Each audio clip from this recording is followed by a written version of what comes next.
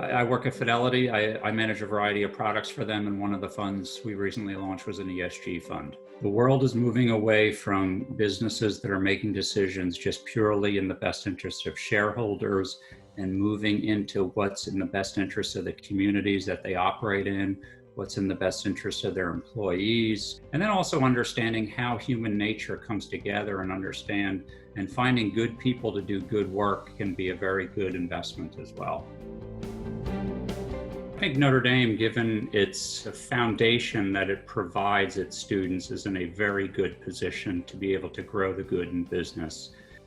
Notre Dame students tend to have that in their fabric, and they don't need to be taught once they get into the corporate workforce. And, employers see that and they value that, particularly in this day and age.